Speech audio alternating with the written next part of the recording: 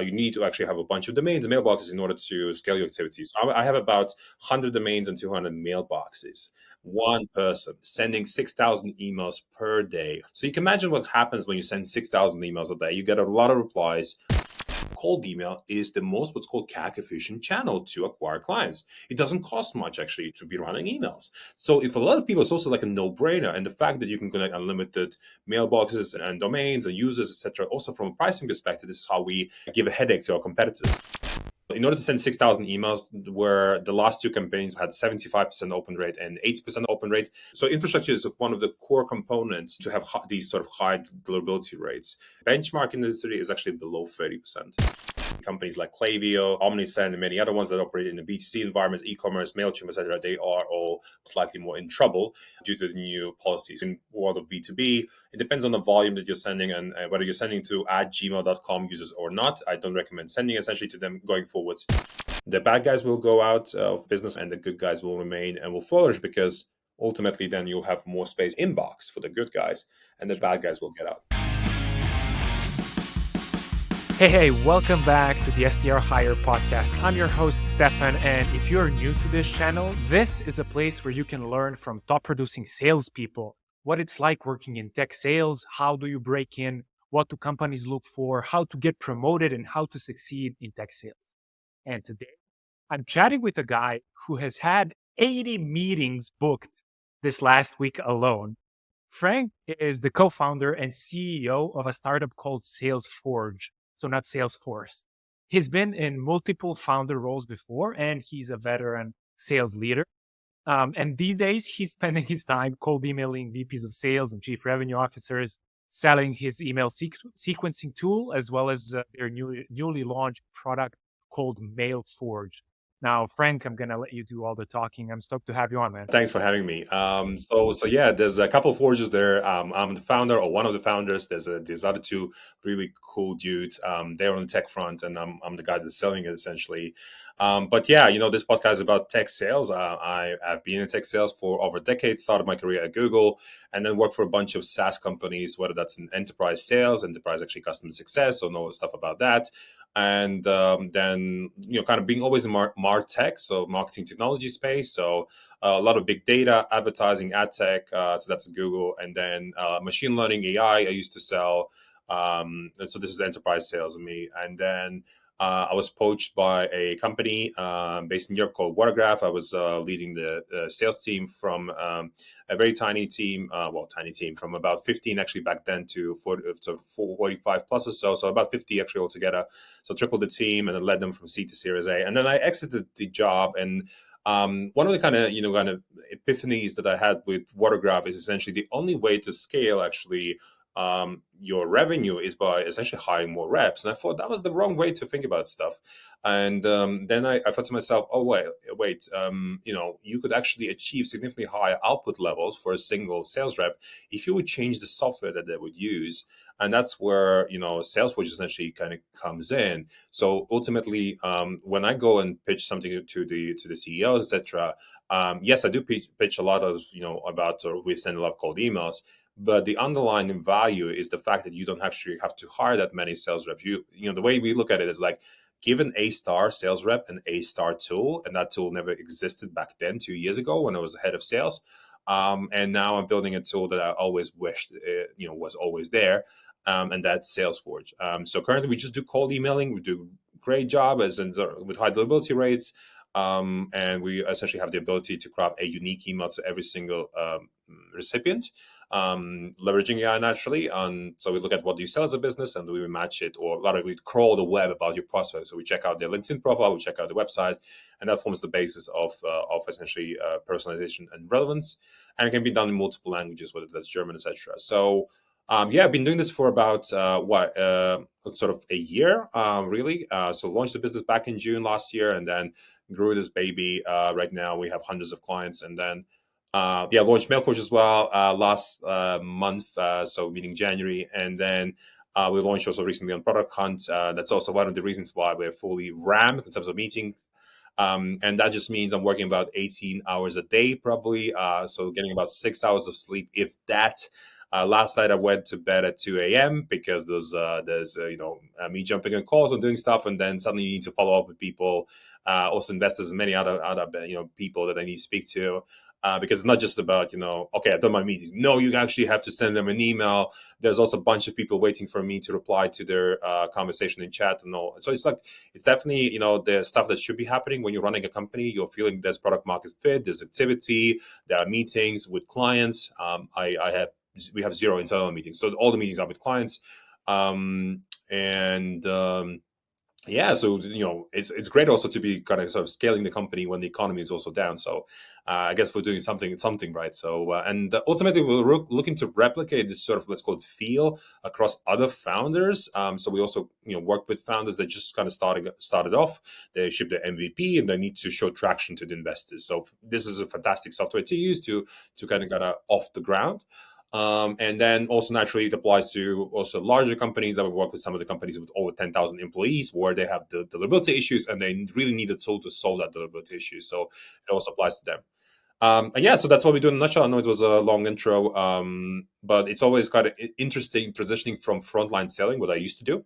And back in enterprise sales, I barely used any tools, just Sales Navigator, which is what I paid for. And then transitioning over to head of sales, and then I was in high velocity sales, selling low tickets, but huge TAM. And so that was very different because I needed a lot of automation, and that's where kind of understood the power of sales technology and what the needle can move for you. And then all the way to becoming a founder and then selling a sales technology. So it kind of transitioned, quite nicely here. And then maybe in the future, I'll be investing in sales technology companies as we progress. So You sure will. If I can just say, this is like, I can tell you've been in this for quite a while, especially considering that you just recently launched Product Hunt and you've been having 80 meetings a week, which is like unheard of. How did you, like, I'm just curious, how does one get in the problem of having 80 meetings per week? Was that driven mostly by Product Hunt, or is that close to what you are able to generate usually just using cold emails? So the usual is 40 to 60 meetings per week. That's the usual. And then about 80% of that, 70-80% of that is driven by Salesforge. And just to kind of put you some rough numbers, my infrastructure, so infrastructure meaning you need to actually have a bunch of domains and mailboxes in order to scale your activities. So I have about 100 domains and 200 mailboxes. One person, that's me, sending 6,000 emails per day with highly personalized emails to heads of sales, heads of SDRs, startup founders, etc. So you can imagine what happens when you send 6,000 emails a day. You get a lot of replies. I get hundreds of replies a day. This is why I spend till 2 a.m. essentially replying back to people, booking more meetings. And it's like a never ending thing. And the reason why I send that many emails, so a lot of people are probably going to freak out. Well, wow, so many emails, is because I have a huge tab. I have hundreds of thousands of potential clients that I could reach out, and they're all in B2B. They're all selling a service, a software, whatever that is. And guess what? Email or cold email is the most what's called CAC efficient channel to acquire clients. It doesn't cost much actually to be running emails. So if a lot of people, it's also like a no-brainer. And the fact that you can connect unlimited mailboxes and domains and users, etc. Also from a pricing perspective, this is how we get give a headache to our competitors. Two things Yeah. here. So first of all, you kind of remind me with the whole story. You remind me of Lemlist back when they really started dominating the market and really getting popular. Obviously, you guys are different. And now, speaking of being different, I am pretty sure that not a lot of people actually understand what it means to have an infrastructure allows you to do this. What you're saying you're so can you, hopefully not too technically, explain what does it actually look like to be able to send out 6,000? That's just a huge number of emails. Is it as simple as buying a new domain, opening up new email addresses, and then just plugging them into your product, or is there more to it?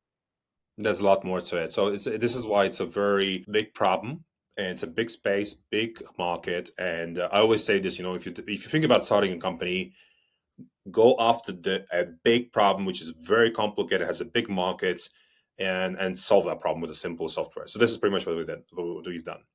No, it's not. So, in order to send 6,000 emails, where the last two campaigns, when I looked at them, had 75% open rate and 80% of open rate. By the way, I don't recommend tracking opens. I track it once a month just to check the health, essentially. So I should just check the health of the two last campaign sequences where 8,000 prospects got a reply. And sorry, well, got an email reply. So 8,000 prospects got an email, and then I saw the open rates, and everything was fine. So that's just to give you the idea. And so infrastructure is one of the core components to have these sort of high deliverability rates. And just to kind of give you an understanding how this stacks up versus the rest of the industry, so a benchmark industry is actually below 30%. And then typically the companies that sort of punch above the weight are the ones that deliver open rates between 50% to 80%. So that's a healthy range. Now, infrastructure is one of the core components, meaning back in the days of what's called the before view is like you're a sales rep and you have one mailbox and you're sending that from your primary domain. As you're progressing into the future, or as of last year, pretty much a lot of companies started to developing what's called a distributed infrastructure, and using secondary domains. So these are sort of permutations. So a permutation meaning, let's say we have Salesforge.ai as our primary domain, and then you would buy a secondary domain like try Salesforge.ai, get Salesforge.ai, team Salesforge.ai. And then against every single domain, you get sort of 2 or 3 mailboxes, and each mailbox sends about 30 cold emails a day. So that's pretty much that's called the threshold there, and that gives you an idea about how many domains and mailboxes you need, depending on the volume that you want to be driving. Now, if you don't know what volume you should be operating at, I mean, first of all, you look at your TAM. Do you have a lot of leads or not? But you can do sort of what I call backwards analysis. So how many emails essentially do you need to send in order to book a meeting? Essentially, you probably have some data already right now, and based on this sort of backwards analysis, you can calculate at what sort of capacity you should be operating in order to drive X number of demos, which then drives X number of sales. So that's an exercise I typically run with every single client when we jump on the call, because they typically have no clue how much volume they should be driving, and I typically ask them, how much data do you have in your CRM, how much data potentially you can get sort of some database like Apollo, etc. And so that's one core component. There's other core components. There's features in the platform called email warm-up, so that boosts the deliverability. It essentially circulates unique content amongst the clients or the network of the clients that we have, thousands of them, and then it delivers unique email. There's a reply back, so essentially mimicking what a real human would do in order to feed the email service providers with healthy usage data, then that boosts your deliverability. The other kind of maybe just a couple of things I mentioned, but essentially that's cleaning the lists. So when you get a list from your CRM or database, a lot of people leave their jobs every single week, pretty much due to layoffs or many other reasons. And you cannot be just grabbing your list and kind of sending emails out. You need to clean that list. So you need to run through some sort of email validation tool. So you can get one on the market. There's a bunch of them like Never Bounce, Zero Bounce, etc. Or you can just simply validate that natively within Salesforge. This should take you one click after adding contacts. So yeah, there's an option to do it in your tool as well, right? Yeah. So list cleaning is like 10 out of 10 in terms of the priority. So Got it. if your bounce rate is below 2%, it's all good. If it's above 2% consistently, it's really bad, because in the eyes of Google or Gmail, high bounce rate essentially means automation, which means you should be landing in spam. So yeah, exactly. And sorry to interrupt you. Like I'm thinking, how do I make sure this doesn't completely turn into a Salesforge pitch? Although I do want you to promote the amazing work that you're doing, but just to make sure that we provide as much value as possible to the audience. So one thing that really comes to mind, and you actually mentioned that in the pre-interview, you and I met in Romania for the How to Web conference. You guys ended up being the second place on the startup pitch event. And so a lot of feedback that you potentially got was from investors saying, it sounds a bit spammy. It does kind of sound a bit spammy. And so how do you go around that? Because I can assume that you spend a lot of time educating, so to speak, educating your target audience when you speak with them, when you speak with these founders, with these VPs of sales and sales leaders, about like, hey, there's a different way. You don't necessarily have to have one single inbox. You can have hundreds and like scale that across each rep, for example. So how do you battle that spam topic? And then, what are your thoughts on the Google's new spam anti-spam policy that is currently only geared towards B2C? But I'm really curious to understand that. Yeah, so maybe if you just take the Gmail sort of new restrictions. So the Gmail essentially has introduced new restrictions. Predominantly applies to sort of what we call B2C motions. So typically companies like Klaviyo or Omnisend and many other ones that operate in the B2C environments, e-commerce, Mailchimp, etc. They are all what I would call slightly more in trouble due to the new policies. However, when you operate in the world of B2B, it depends on the volume that you're sending and whether you're sending to at gmail.com users or not. I don't recommend sending essentially to them going forwards. But it's less of a problem, I would say, in B2B, more of a problem in a B2C environment. Yes, the perception of, because we're currently going to be raising around ourselves. And when you're positioning that product, a lot of people are like, oh, Frank, you're sending a lot of emails and you're telling me about spinning up a lot of domains. Yeah, the perception doesn't sound great because it sounds like a spam machine, essentially, at the end of the day. And so even today, I was talking to somebody on the call with investors, and they're like, how do you make sure that it's not a spam machine? And I mean, the idea is to essentially replace the necessity to have more reps. So still you're going to be, whether the one rep sends those emails or 10 reps sends those emails, it's just a perception thing, because we're not essentially sending more emails as per se, because you have a cap in terms of the TAM, so how many people you can reach out. And once you reach out to all of them, that's it, you're done. And then you need to give it a break. You can't be just non-stop sending emails to people, but it's just that it allows for you to do it easier, essentially, and much higher scale. And ultimately, we will be adding more capabilities on top of email, whether that's LinkedIn at some point, or also cold calling, etc. So it will become a sort of fully fledged product, and we'll be competing against like the big guys in the space, like Outreach, for example, etc., and eating them for lunch and dinner, and breakfast too. By the way, on that front, and so here, it's a very hard one, because the space that we're in is sending emails, and it doesn't sound sexy. A lot of people say, there's so many email tools, why are you any different anyway? And it's a tough one, definitely to handle, but you position yourself more of, I would say, especially once you're going to get out of email, you're going to do other channels. Suddenly you become, not just an email tool, you become more than that. And it's just a matter of time, I would say. Got it. I was actually going to ask you. So one thing is, so I understand the perception of spam, and I really think that it's just a matter of a little bit of educating the market. However, there is more and more automation all over the place. There are more and more companies that are trying to do what you're doing as well. There's obviously chat GPT. People are sending mass emails. They don't know what they're doing. The open rates are going down across the industry. Spam rates are going up across the industry. Reps are relying more on emails than ever before. And so, what is your vision of what what will be the state of cold emails by, let's say, the end of 2024? By the end of the year, I mean, still be well in the life, I would say. I mean, it's not just email that you should be doing. I mean, email is great, but if you're a sales rep, you should be also engaging with prospects via LinkedIn. You should be also engaging with prospects, by giving them a call, messaging them on WhatsApp. So that's what I do. Just a good idea. I still message as a founder a lot of people on WhatsApp as well. And it's not just about kind of one channel. So cold email will just evolve as a channel. And yes, there's Gmail introducing restrictions. I expect more restrictions, which is great for us.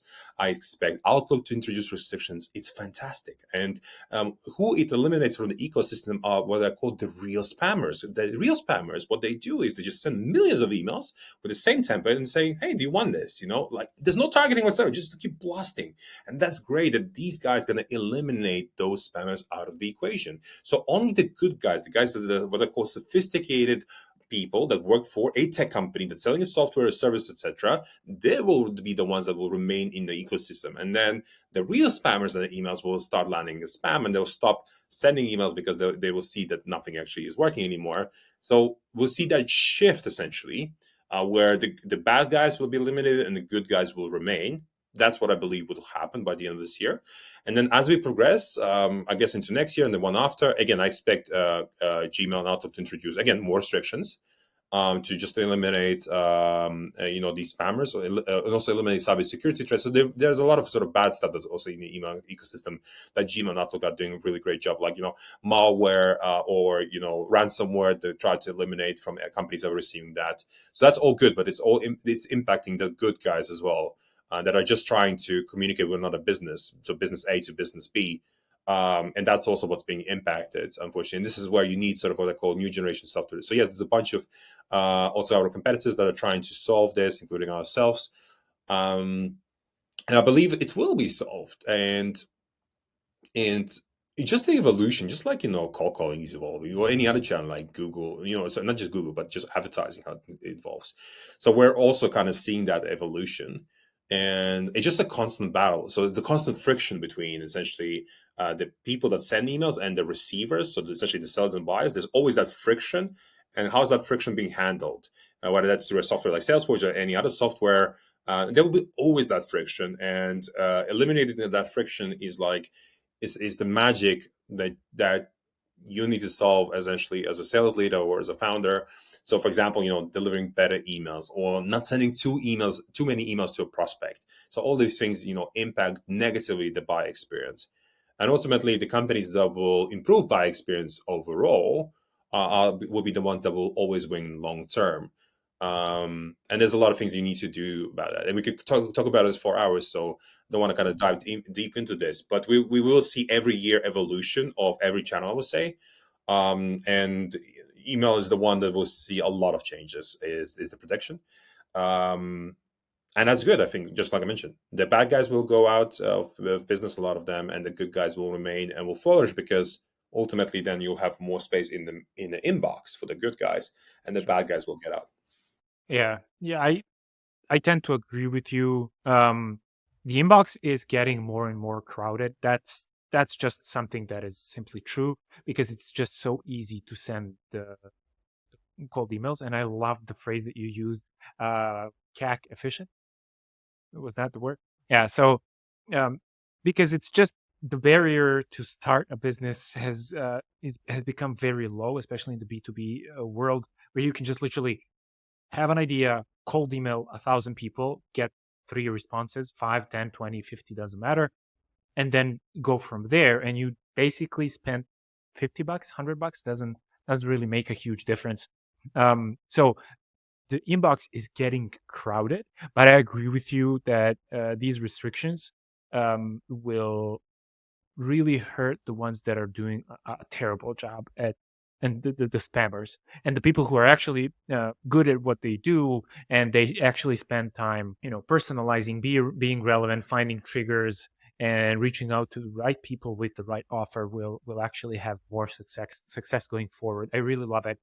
Real quick, so what do you see on the demand side, meaning who is buying your product more? Is it the enterprise companies? Is it the mid market? Is it the smaller companies with small sales teams? Is it just like one person sales teams like yourself? Like, where do you see the most traction right now? And then I'm gonna ask my second question. So over 50% of our book of business are agencies, and then the other 50% are typically like smaller companies that like up to 50 employees or so. And typically these are tech companies that need to scale. There's also startup founders, etc. That's just like one guy, or there's like two dudes, like so co-founders, etc. And then you need to show traction to the investors. So these are the type of clients that we currently have. And the reason why we have these type of clients, not like enterprise, or a lot of enterprise, we have enterprise clients, but not a lot of them. And the reason for that is because typically in sort of mid-market enterprise, there are different expectations for the software. So for example, us having native integrations with let's say CRMs like Salesforce, etc. So that's a huge one. Blocker.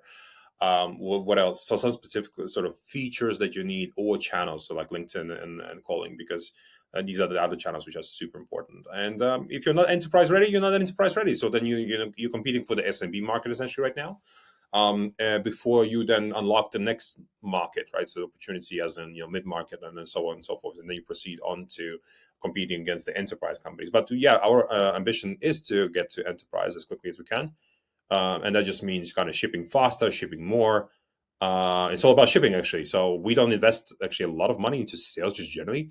We invest a lot of money actually just into engineering actually and support, the two main kind of functions within the company. Because the demand is being sort of driven by us, contacted via email, and then when the person sort of bumps into our site, then our PLG motions, product led growth, kind of kicks in, and we want people to self onboard. So for now, actually, I still do demos, and demos actually less for kind of demoing the product. It's actually more about collecting feedback. We collect a lot of feedback from every single conversation. Imagine if I'm speaking to 80 about, let's say, potential customers a week, that's 80 pieces of feedback, and that gives us a very good idea about what sort of product we want to build. And then we make decisions based off that, where we see the biggest opportunity, we'll prioritize accordingly, essentially. And that's super valuable, but it's not very scalable, right? So I don't scale, so you can't kind of uh, you can't kind of scale yourself. You can definitely hire more people, but it introduces other problems like people management and many other things. So, but actually with the product itself, kind of we're talking about scaling and stuff like that. So a lot of also investors also ask me, Frank, how are you going to scale this, because you're not even looking to hire salespeople, because we're not. And one of the things we will do actually within the platform by the end of the year, we're looking to introduce what we call sales autonomous execution. So the ability to actually replace fully salespeople as well. And that's how I'm looking to essentially remove myself from the equation of generating pipeline, where essentially an army of AI agents will be executing our sales motion. So that will be very interesting. And that's essentially my kind of personal mission of getting rid of myself, of ever generating pipeline. And because as a kind of thought back myself back in the days, like there was no software that could kind of do something like this crazy. That's what I'm looking to build. So yeah. But somebody still needs to manage those campaigns. Somebody still needs to do the prospecting, to create the triggers, and to create, like, to make sure it's, the outreach is relevant. Although as you're speaking, I'm just like, well, this is like an SDR focused podcast, and now you're saying you're going to replace all of these reps, so that's going to have a. So I can say what SDRs definitely, maybe where SDRs definitely, I mean, SDRs will exist. It's just I said it will be a shift. So there's a lot of value in terms of SDRs, specifically in enterprise sales. So because enterprise sales is less about sort of automating stuff, it's about relationship, and that's where humans there's more humans essentially and less automation. Whereas high velocity sales, right, where you have your lower tickets, you just can't afford salespeople. It just doesn't make sense in a lot of cases, because again, having a lot of salespeople costs a lot of money. And then there's also other sort of territories, like let's say Nordics and Europe, so specific territories in the world where people just don't automate stuff as much, I would say, in terms of kind of outreach. Again, it's a very heavy relationship game. So what we're going to see sort of is kind of repositioning of the labor, going more sort of kind of generic sort of SDR roles over to like specific roles that are specifically designed, sort of maybe kind of more meant for humans, let's go that way. And then these sort of companies are more sort of prone to kind of autonomous sales execution, etc. So that's how we're going to see the shift sort of over the next probably sort of 2 to 3 years. And we want to kind of power that shift, because ultimately, when I was a former head of sales, VP sales, the way I was thinking about stuff, like, as I said, the only way to attain target was hiring more. And I thought that was not great, lever. There has to be something better in terms of, so the software didn't move the needle. And so the experience I want to create for every VP sales is like, they open their sort of execution platform. So we imagine that being Salesforge, and that the team is running there, sending emails, doing calls, whatever. But in tandem, in parallel, sort of, you can also spin up your AI agents and then kind of augment your team and then compare the performance, the cost naturally. Then, of course, SDRs cost, money, and the salaries are rising. And the AI agents typically is, 10x cheaper, and they can do those comparisons, right? So it's giving that optionality. And then if you see that the performance is greater, yes, we do imagine that people will start replacing SDRs, but replacing SDRs, as I said, in enterprise sort of roles, for example, or specific categories, is very difficult, because those categories are less prone to automation. There's some categories or some markets like US that is more likely to automate stuff. So it's just about carving up the market for that, AIization. Actually, this whole sort of new market about agents is called agentic software. So if you start looking at categories, like on the websites like G2, where you can compare different categories, there will be a new category called agentic software. So there's like agents doing different stuff, sales, accounting, whatever. 100%, I agree, and I've been just nodding like crazy because you were speaking. But speaking of enterprise sales, a lot of people who follow the podcast are in the enterprise space, mid-market enterprise space. So if I was an SDR, working in the enterprise space, I'm selling to whatever, I don't know, CFOs, doesn't matter really. Going after, companies that are like 5K plus employees. I have my Salesloft or my Outreach. I have my dialer, parallel dialer, whatever. I use like, manual stuff, whatever. How do I include Salesforge into my process? Let's forget the whole integration part of things. So let's say I have Salesforge. How do I integrate it in my workflow more than the technicality? Good question. So our goal is actually to replace Outreach and Salesloft, but at this stage, we have some companies that use essentially Salesloft Outreach plus Salesforge. So there's also that, and the reason why you're doing that is because the legacy to what I call the dinosaurs in the space, they don't focus on deliverability, they don't warm up your domains, they don't do any of that. And so you're essentially capped in terms of sort of that's what your activity levels in outreach. And then if you're a hungry sales rep, and we have a few companies that are very big, where one sales rep from the whole company out of his own pocket just starts paying for the software because he wants to increase his commission levels, because every single enterprise deal is a lot of money in terms of commission. So instead of relying on the existing tech that the company has, the sort of the company doesn't know that he's using some other tech, and he's just prospecting essentially. And this could be like this is not necessarily like a proper sequence. Some people just send like educational content, so like 200 people in a day, and just sort of quickly kind of spin that up and kind of send it off. It's like a sort of one off. This is not maybe like a sort of recurring need that they have. They do it for specific things where they need to communicate to a lot of people very fast, that it has to come from that individual. So this is what some of the reps do.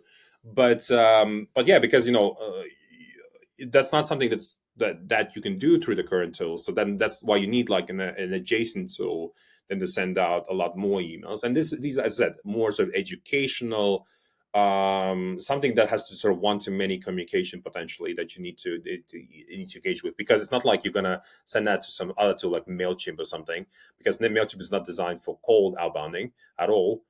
So if you're using Salesloft and Outreach, and you can only send a few emails there, like 30, 50 emails maybe per day, that's it. And then suddenly you have, I don't know, 500 stakeholders that you're working with, and you can't reach out to all 500, right? You're like, oh, what do you do? And this is where the demand comes for something like our product to sort of solve that. But the other thing actually that the dinosaurs don't really do is like I mentioned, like they don't personalize the email copy. So actually, one of the use cases, one of the guys actually, what he's doing is he's generating the email copy in Salesforge, and he's copy pasting that into Outreach. Very funny. So because like it also lacks in terms of AI kind of capabilities, the dinosaur tools. I have no clue why they're not doing any of that. So there's few examples, but it's not like it's like various different examples of what I sort of mentioned here. But yeah, as we sort of progress and as we start building more and more, like we're going to be going head to head with Outreach and Salesloft. We believe this is like the Yahoo and Google moment. There will be a Google that will come into the space. We're one of the contenders, I would say, in the space. And essentially, Outreach and Salesloft, the two dinosaurs in the space, are the Yahoos essentially of the space. No, 100%. I understand. I'm not a fan of those tools myself. I've always used these adjacent tools that allow me to personalize, to send more, to have better open rates, for example, stuff like that. I'm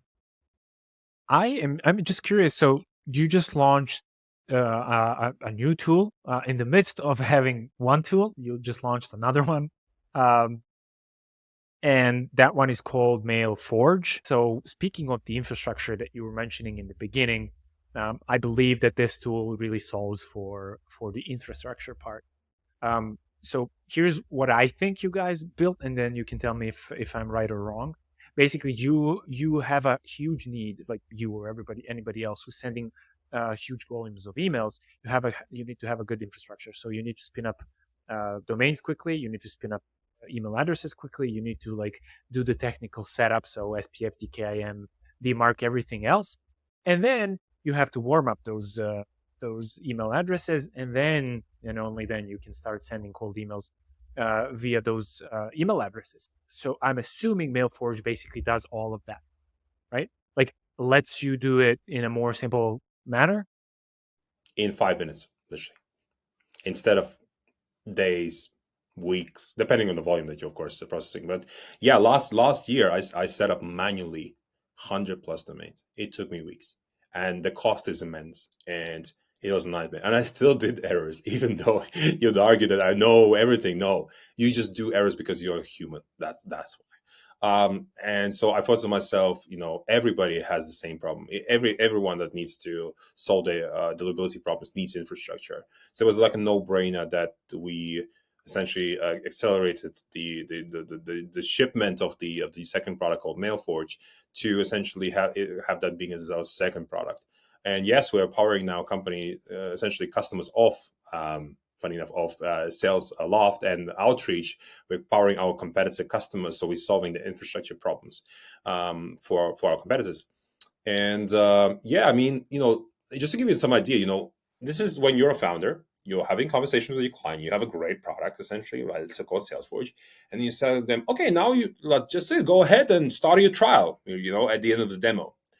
And the person like, oh, I have to set up the infrastructure. Oh, and then the person doesn't know how to do it. It's very complicated. I need to speak to my IT team, etc. So it was also blocking our deals. We couldn't convert as well, right? It was a huge conversion blocker. And so how do you unblock that? Well, let me build a software that unblocks it and does it in 5 minutes. And then bam, people would just go start buying it, and then off they go, connect that to Salesforge. And so the warm-up happens in Salesforge. It doesn't happen in Mailforge. But yeah, in 5 minutes, you can literally set up any number of domains, any number of mailboxes. You export that as a file, as a CSV file, and just connect it anywhere. And literally in 5 minutes, you can see the video also on the site. So yeah, and right now, so it unlocked our deals that were kind of stuck, because I just reached out to them and say, hey, there's this product, and a bunch of people jumped on board on that. And then it also generated new demand, because once I showed the video how fast that it was selling it like cupcakes right now, literally. It's like so easy to sell this thing. And it also doesn't cost much, because it's not just about the speed, but it's also about the cost, because a Gmail account just costs like $7 or something. And our mailbox costs $3 or less, and then just also the cost of it massively reducing. So there's kind of few. I'm not going to sell this here, but essentially, it's just like a no-brainer. And because this pain in itself, like infrastructure, is just bigger than actually sending emails. People are like, oh, Frank, if you just can solve this for me, I would pay you a lot of money. And there was this one guy, and he was actually based out of Southeast Asia. And he just said, Frank, you have a great tool, but listen, I just have one pain, and that's infrastructure. If you can solve that pain, I'll be paying you hundreds and hundreds of dollars a month just to get rid of this. And that was the first moment where I was like, all right, sure. Let's do that. And then I said to the guys, we're going to be building infrastructure. When we're going to be building, nobody has a clue. And then it was literally 1 week prior to Gmail announcing that in February, the changes will go into effect. 1 week prior, we're sitting down and we're saying, okay, we're going to build infrastructure. And then next week, Gmail announces restrictions. Like, okay, wow, fantastic. Excellent. It's going to boost our sort of pipeline because of that. Because a lot of people are freaking out. And actually, some of them are seeing the quite a bit of a change even in B2B because of the restrictions. So it just played out quite nicely, actually, or lucky in terms of, that we already kind of committed a while ago, prior to the announcement, we're kind of even discussing that, because we know it would unlock the existing pipeline, so it will make Salesforge grow, and it will also make money out of the product. So it's a standalone product so that we can also power our competitors. And guess what? Competitors are making more money because of us, because we unblock their pipeline, essentially, if you think about that way. So it's kind of interesting, and it's also naturally gives us kind of that entry point, because a lot of our competitors are inferior to us, even though they have been around for longer. So then you're in Mailforge and you're looking at the product and you're like, all right, this is fantastic. And then there's Salesforge, and they're also like, oh, Salesforge. And then people go into chat and like, what does Salesforge do? And then they realize that Salesforge is actually competes against the sending platform. And they ask a few questions, how is it different? And then they say, wow, this is like V2.0 of that competitor. I'm switching you. That's what the guy said literally prior to our session. And there's this one major competitor. You'll probably know them as well. And but there's a bunch of them anyway. But he said, this is like V2.0. I really love this. This is like nothing like against that platform, even though it's like a new company. I said, sure, just go ahead and just sign up, whatever, right? So yeah. So the thing is, because the space is evolving so fast, the new entrants seem like they're innovative, and then another new entrant like us also come in even more innovative, and I expect maybe another competitor popping up in the future, and they'll be more innovative than I will be. And I love this competition. I love to be what I call in the red ocean categories. I love to be competing against competitors. I'm a very competitive guy, and I just love competition. I track my competition everywhere in Slack channel. I track them on LinkedIn. I do a lot of things. I'm one of those guys. I'm not the guy that likes like blue ocean no competition. That's what VCs like. VCs love no competition. Let's grow. I was like, I have competition. I will go after them. I will swoop them away, and then I'll grow big. That's what I'm telling them all. So, and of course, they don't believe me, in the early days. But essentially, the more clients we generate, the easier it is to believe me. And yeah, and this is what I loved about that space. And everybody's trying to solve these problems, essentially deliverability, personalization, God knows whatever else they're solving. And we believe we have a good likelihood of success just simply because, like our team is what I call, we are from the software space. We're from the tech sales space. We know what the board wants to see. We know about the cost and P&Ls of humans, etc. So we believe we have a good chance to become that Google in the sort of 5 to 7 years time. But we also have some fantastic competitors also in the space. And we have a lot of respect for them. They're also trying to solve our problems. And I like that, kind of that we're all racing essentially. Like there's that friction of the racing and fighting with the same clients, and it's all exciting essentially. And that's why I love the space that I'm in. And I welcome actually also new competitors to be joining the space because I believe there's still room. The market is huge, billions of billions of dollars opportunity. We can all Exactly. carve up our space and go after it.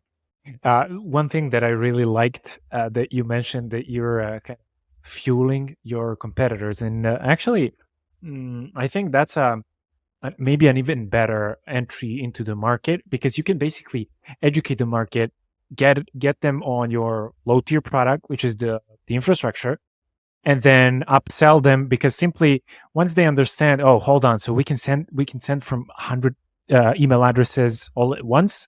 Let me try doing that with Outreach. Well, you can't because your cost goes 100x, and with Mailforge it just doesn't. So I mean, I know some of your competitors. There's Instantly, there's Smartly. I think those are the bigger ones. I know Send Now. I know Lemless just started. They're just launching like 5 seats. Oh, sorry, 5 email addresses per license, whatever you want to call it. So there are things happening there, but like I think this pricing really gives you a huge advantage because like my price doesn't scale with the amount of emails that I can send, which means basically I have an unlimited upside, right? And then like my cost is controllable. So I really like that. Like, am I getting that correctly? Is that kind of how you're thinking about it too? So, I mean, yes, I mean, in terms of the world that we're just generally moving into across all of our products is consumption based, but not anchoring on the users, not anchoring on these what I call wrong metrics like users, seats, mailboxes, domain. That does not matter. The more mailboxes you have, the better your durability, the better your performance. Hence, you're going to be happy clients. So, do not charge for that. Charge for actually for the if it's costing you money to run that thing, charge for that. So if it's costing you money to send emails, if it's costing you money to personalize, to validate email addresses, that's a cost, that's a line item, and pass that cost into the client, put the margin on top, and you're done. It's a very simple way to transact, and because when you are Outreach or when you are Salesloft or any other company that is charging per seat, you are relying on the fact that companies have more bums on seats, more essentially employees. I believe that's a wrong way to think about stuff. It's not what a company we live in a capitalist world. Our job is to generate revenue and to have a good, healthy profit margin. And employees eat up that profit margin. So you want to be lean and mean, meaning highest possible revenue with the least possible headcount. Now that's why we're seeing the problem in the space that there's just too many reps, and that's why we're trying to optimize. And essentially, the reps will go to the enterprise sales and other directions. So yeah, so any other products, any other forges, or we're going to have more forges that we're going to build. They're all going to be consumption based, and we believe only pay what you use. And this is the reason why this is also important is because let's say you're a CFO at the company, and you want to essentially align the cost to value. So the cost is I send X number of emails, and the value is I generate X pipeline. So it's a very nice alignment, actually, right? So the more, and typically the more emails you send, the more pipeline you generate, and their correlation is fantastic. The fact that you have more sales reps as a company and then you pay for more licenses doesn't mean that you're making actually more money. And also there's this problem where there's no sort of 100% license utilization, where when you're buying, let's say you're paying Outreach $100 for a seat, or to anybody else that you're paying for a seat, that license is not being utilized because, as I said, there's also this hiring and firing problem. So, for example, as a head of sales at Watergraph, where I was, I ended up hiring over 100 people and firing over 100 people. And there's this always sort of license utilization problem that we had with one of those two companies that I was using. So, and it was always oh, are we utilizing the licenses? And also the fact that people go on holidays or sabbatical, etc. That's what the utilization problems you have within the software. So you're paying money, you're not actually using it. And when you're actually paying for emails being sent, everything's fine. If there are employees or non-employees, it doesn't really matter, right? So what really matters is input, output.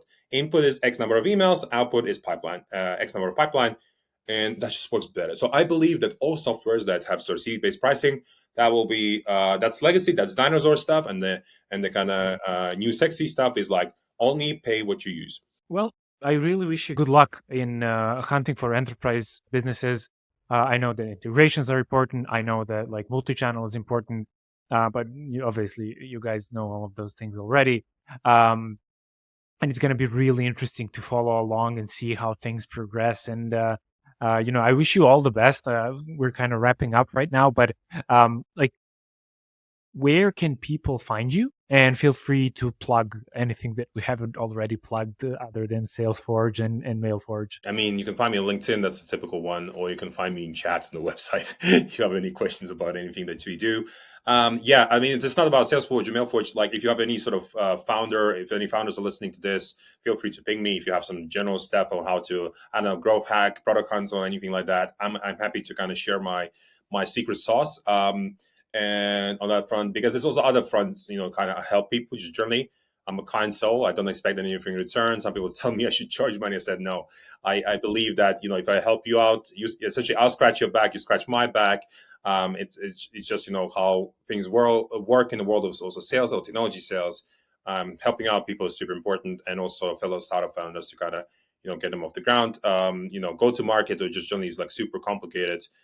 As a topic, and it's not just about sending cold emails. It's other things that need to happen, and people struggle and kind of using your community on LinkedIn or using people like me or using people like Stefan for different various needs.